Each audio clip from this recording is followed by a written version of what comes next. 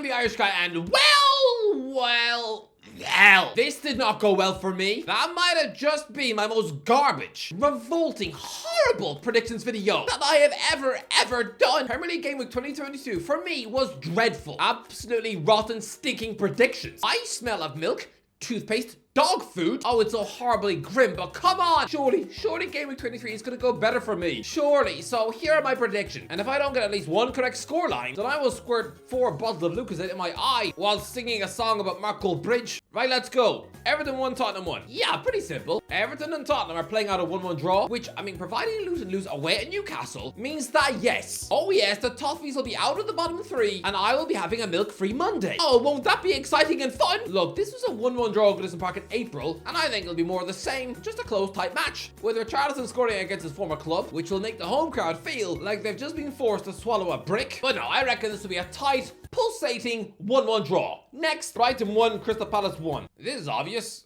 Oh, come on. I said this earlier in the season. This is the 1-1 fixture. Brighton and Crystal Palace have played out a 1-1 draw in 6 of the last 9 meetings. This is just the 1-1 game. Of course it is. Of course. Listen, Brighton are in a horrible moment right now. They haven't scored in 3 Premier League games. Yes, free-scoring, high-flying Brighton. Right now, the Seagulls are playing with punctured wings. Can you imagine if they fail to stick even 1 goal past Dean Henderson this weekend? It will feel like the world is falling in. 4 consecutive league matches without scoring. That is crisis territory. That is Roberto De Zerbi suddenly looking like an erratic buffoon with probable bladder problems. So yeah, I reckon Evan Ferguson will give Brighton the lead. And it's been so long since they scored in this division. It'll feel a bit alien to the fans. They'll almost forget how to celebrate. I mean, what? Do they wave their hands, wiggle their hips? Do they stuff their halftime hot dog down their throat so quick that they can actually taste the pig's fear? Aren't hot dogs made of pigs? I mean, fat pigs, of course. But yeah, I reckon Jordan Ayew, yes, Ayew, will score his annual goal to squeeze a late 1-1 draw.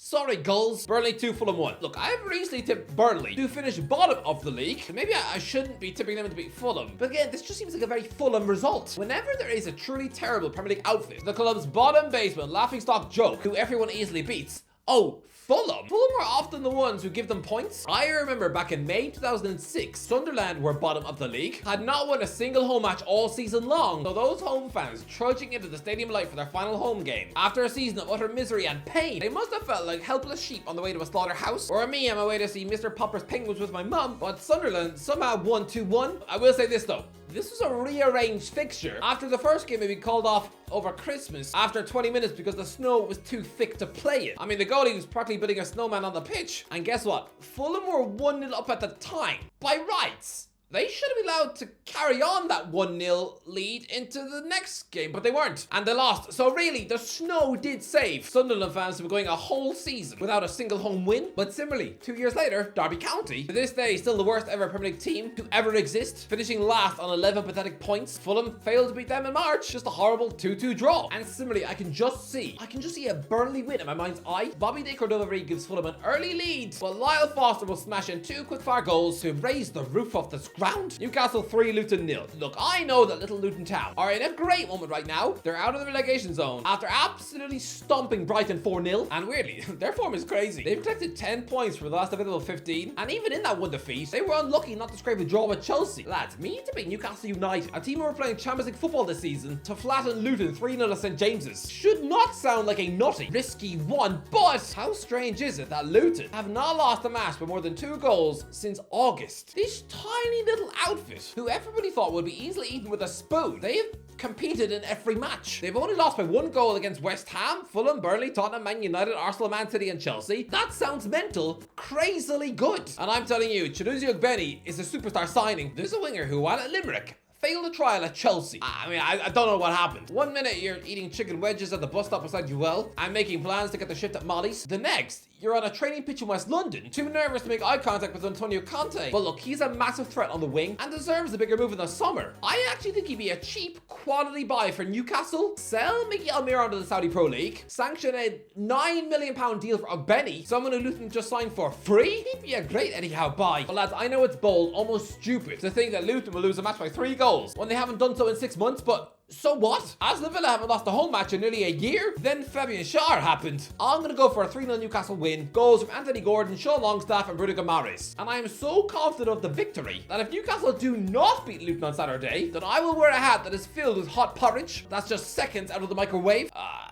That would scald my scalp. Sheffield United 1, Aston Villa 2. Lads, I think Chris Wilder is just relieved to be in the Premier League. You might think this is a 6-month goodbye for Jurgen Klopp. It is for Wilder too. This isn't like the first time around. I mean, back then, the man was linked to European monster jobs like Arsenal and Manchester United. Back in 2019, it looked like Wilder was doing the Blades a favour by staying put. But now, I think we all know that the next 5 months are the last 5 months we will ever see this bloke in the top league again. His star has massively faded. By all rights, after failure at Middlesbrough last season, he is lucky to even be on a match of the day now, because apparently during the summer, he was set to take the vetting job. A bankrupt team who are currently 21st in League 1, with Ruben Selle still in charge. I have no earthly idea quite how that man survived the first half of the season, where they picked up just 2 points from a possible 27. So yeah, another defeat. This will be close. Don't forget, the Blaze nearly won at Villa Park a month ago. But no, this will be an important late Villa win. Jacob Ramsey will give Villa an early lead. His old buddy Cameron Archer will equalise with a storming equaliser in off the crossbar. But no, someone like Alex Moreno will snaffle in a late winner.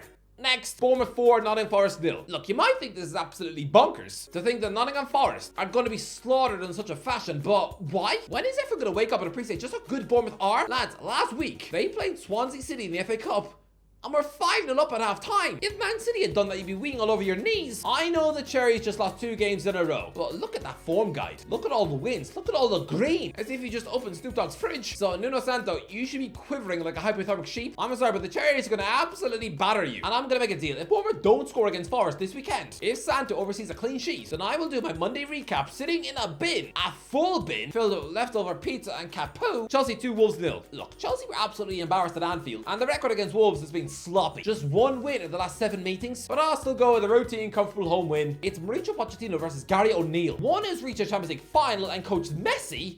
The other one looks like a weedy substitute teacher from School of Rock. Sorry, but this will not be convincing. A Rolls Royce home display or anything, no. It'll be uncomfortable. It'll have its hairy moments. Chelsea will probably have to clear a goal off the line. But yeah, Cole Palmer double 2-0. Man United 1, West Ham 0. Yeah, pretty simple this. Manchester United 1, West Ham 0. It'll be another pretty uninspiring, average as mulch match. Harry Maguire with the winner. Just a clumsy, bouldering finish with his shoulder from a corner kick against the club who tried. Oh, they tried to give him an escape route in the summer. Honestly, it was like someone hanging off the wheel of an aeroplane. Their hand is sweaty. They're losing their grip. One of the passengers holds out his hands to help you up. And, no, you just choose to use your hand to yawn instead. Yeah, 15 seconds later, and you're a gooey splat on the farm in Greece. So yeah, Maguire is going to be the match winner, but it's going to be such a grim watch. But I am confident that Manchester United will win. And to make sure, okay, if West Ham actually leave Old Trafford with a win, which they won't, then I will chuck 10 bowls of cereal over my head. Arsenal 2, Liverpool 2. This is a huge match, but Liverpool are scoring 2 goals. They are. The Emirates Stadium is supposed to be a daunting ground for Liverpool, right? But no.